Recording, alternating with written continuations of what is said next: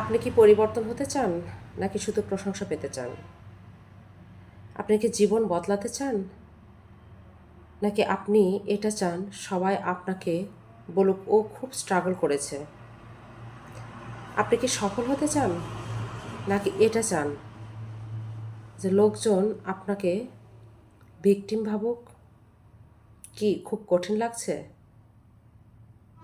এটাই সত্যের গন্ধ। আপনি ক্লান্ত না, আপনি আরামপ্রিয়।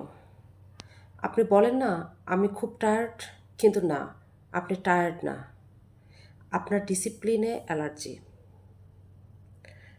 আপনি বসে বসে 3 ঘন্টা রিল দেখতে পারেন, কিন্তু 30 মিনিট নিজের ভবিষ্যতের জন্য রাখতে পারেন না। আসলে সমস্যাটা কোথায় জানেন? সমস্যাটা সময় না, সমস্যাটা প্রাধান্য। আপনি ভয় পান না, আপনি চান নিরাপদ থাকতে। আপনি বলেন না আপনি ভয় পাচ্ছেন, কিন্তু না, আপনি ভয় পান না, আপনি চান সব কিছু নিশ্চিত হোক। কিন্তু শুনুন, নিশ্চিত জীবন মানে গড়পড়তা জীবন। ঝুঁকি ছাড়া কেউ বড় হয় না। আর যারা নিরাপদ থাকতে চায় সেই মানুষগুলোই ভিড়ের মাঝে হারিয়ে যায়।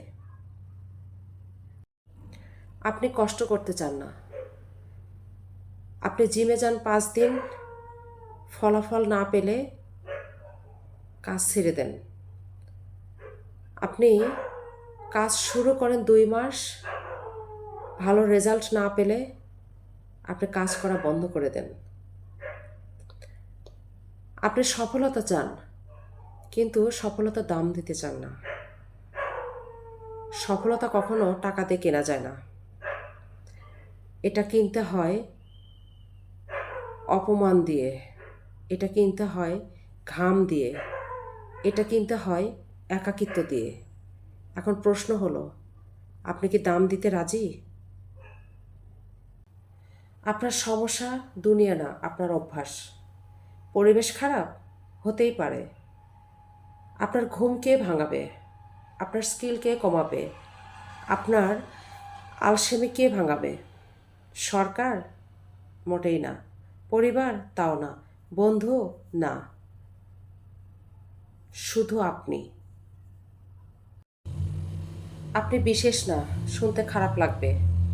তারপরেও তারপরেও বলি আপনি বিশেষ না। বিশেষ হয় সেই মানুষ যে প্রতিদিন একই কাজ নিয়মিত করে, মন চাইলেও না চাইলেও।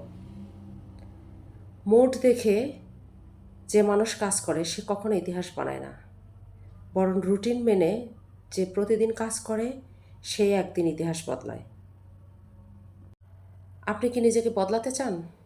তাহলে ড্রামা বন্ধ করুন, অভিযোগ বন্ধ করুন, তুলনা বন্ধ করুন, অজুহাত বন্ধ করুন। 90 দিন কোনো ঘোষণা না, কোনো ড্রামা না, শুধু নীরব উন্নতি। আপনি কি এতটা নীরব থাকতে পারবেন? একদিন আপনি বুঝবেন আপনার সবচেয়ে বড় শত্রু কেউ না, আপনার গতকালের সিদ্ধান্ত। আজ যদি নিজেকে না বদলান, কালও কিছুই বদলাবে না। 5 বছর পরেও একই থাকবে। অন্যদের দেখে আপনি বলবেন ওদের ভাগ্য ভালো ছিল, কিন্তু না, ওদের ভাগ্য না। ওরা আপনাকে হারিয়েছে ওদের ডিসিপ্লিন দিয়ে।